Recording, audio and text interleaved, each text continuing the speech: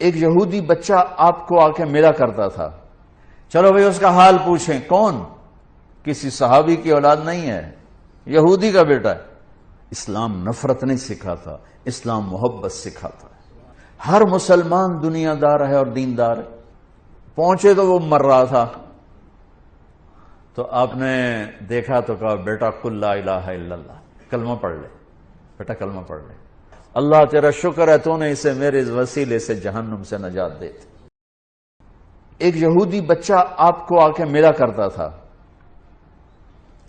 چند دن ہوئے آیا نہیں. آپ نے کہا وہ ایک یہودی بچہ آتا تھا، کدھر؟ کہا جی بیمار ہے. اچھا چلو اس کا حال پوچھیں. کتنی دور تھا؟ 7 میل. 7 میل پیدل گئے آپ اس کے لیے. دیکھو ہمارے بھائی سے ہو جائے تو ہم اس کو ملنا چھوڑ دیتے ہیں.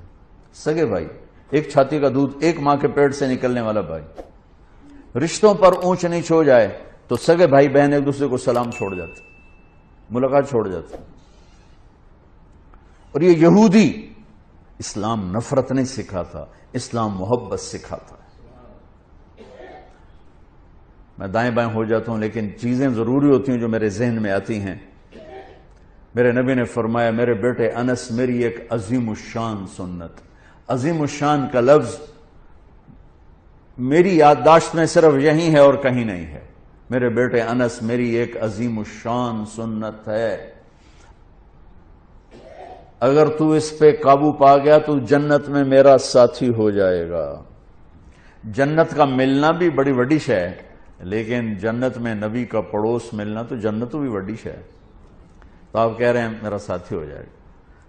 کہا جی کیا ہے؟ کہ وہ یہ ہے ان استطعت او قال ان قدرت.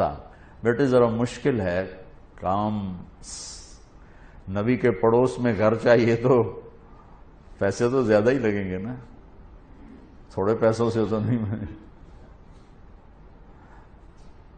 ان استطعت او قال ان قدرت، اس میں لفظ سے جو ایک معنی اشارہ ہو رہا ہے، میں وہ اشارہ بتا رہا ہوں، لفظ کا ترجمہ نہیں کر رہا ہوں. اس میں جو اشارہ وہ بتا رہا ہوں کہ بیٹے ذرا زور لگانا پڑے گا، اور چوکھا ہی زور لگانا پڑے گا میری سنت کے لیے. پگڑی بھی سنت ہے، داڑھی بھی سنت ہے، لیکن عظیم سنت میرا نبی یہی فرما رہے ہیں.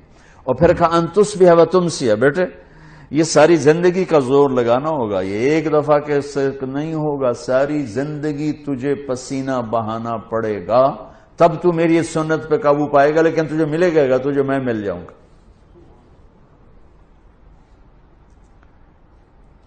کہا جی کیا ہے؟ کہ وہ یہ ہے وَلَيْسَ فِي قَلْبِكَ غِشٌّ لِأَحَدٍ فَافْعَلْ.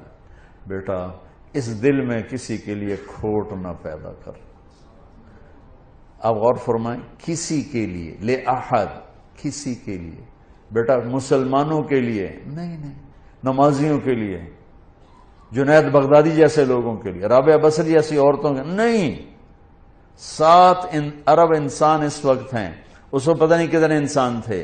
اور یہ قیامت تک کا دستور میرے نبی بتا رہے ہیں کہ میری عظیم الشان سنت یہ ہے کہ دل کو سب سے صاف کر دو.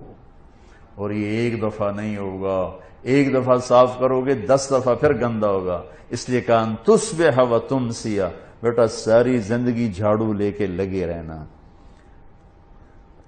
کل جو گھر کی صفائی ہوئی تھی آج وہ کام نہیں آئے گی، آج پھر صاف کرنا پڑے گا. یہ ساری خواتین جانتی.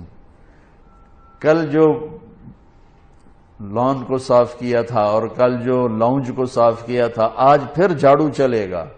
ایسے ہی دل کے آنگن میں لوگوں کے منفی رویوں سے ہر وقت کھوٹ آئے گا، غصہ بھی آئے گا، بغض بھی آئے گا. میرا نبی کہا جھاڑو دے دے، جھاڑو دے دے، صاف کر دے، صاف کر دے، صاف کر دے. میرے ساتھ ڈائریکٹ ہو جا، میرے ساتھ ڈیل کر کہ تو اس کو پی کے صاف کر، میں تجھے مل جاؤں گا. سبحان اللہ، کیا زندگی سکھائی ہے. اور اب ہمارا نفرت. اور مثلا ایک آدمی جو دیندار ہے نا وہ بے دین لوگوں سے نفرت کرتے ہیں. ایک یہ جو کلاسیفیکیشن ہے نا یہ ہم تو دنیا دار ہیں، یہ دیندار ہیں، یہ بہت بڑی گمراہی ہے. ہر مسلمان دنیا دار ہے اور دیندار ہے. جس نے کہا لا الہ الا اللہ محمد رسول اللہ وہ دیندار ہے. جس کے پاس کھانے کو روٹی ہے وہ دنیا دار ہے. لیکن شیطان نے کیا چکر چلا ہے؟ دیندار. ان کے اندر تکبر ڈال دیا. پردے والی عورت بے پرد کو ایسے دیکھتی ہے جیسے پتہ نہیں آگے کوئی کافر آ گئی. تو پگڑی والا داڑھی والا بغیر داڑھی والوں کو ایسے دیکھتا ہے جیسے یہ مسلمان ہی کوئی نہیں ہے.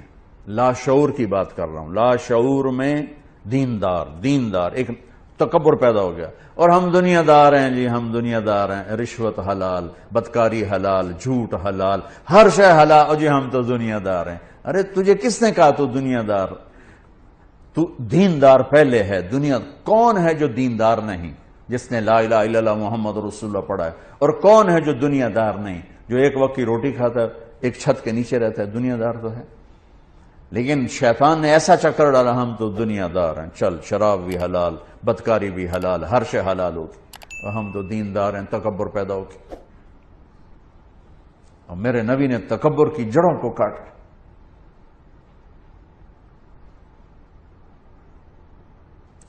چلو بھئی اس کا حال پوچھیں. کون؟ کسی صحابی کی اولاد نہیں ہے، یہودی کا بیٹا ہے.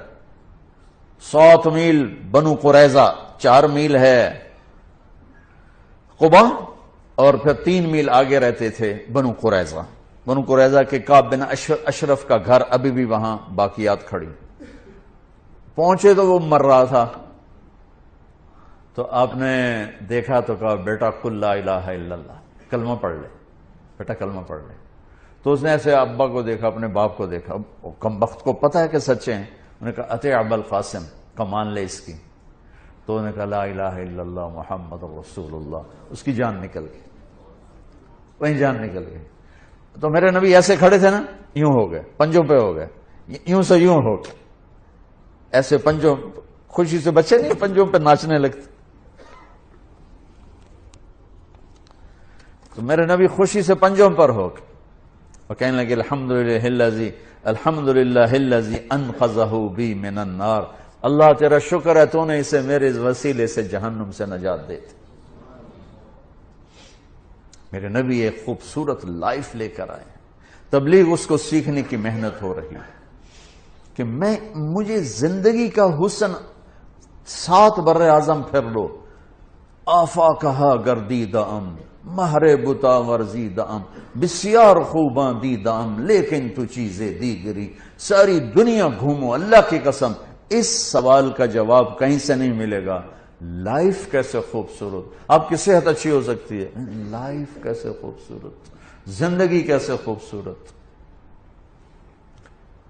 وہ صرف در مصطفیٰ سے یہ دولت ملی اور کہیں سے نہیں ملی.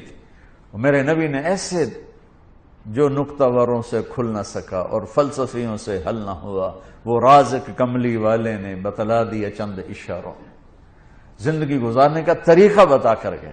گھر میں کیسے ہونا ہے، دفتر میں کیسے ہونا ہے، باہر کیسے ہونا ہے، جنگ میں کیسے ہونا ہے، امن میں کس طرح ہے، فقر میں کیسے ہے، غنا میں کیسے ہے، امارت میں کیسے ہے، بادشاہی میں کیسے ہے. زندگی کے ہر روپ کو اجالا دے دیا.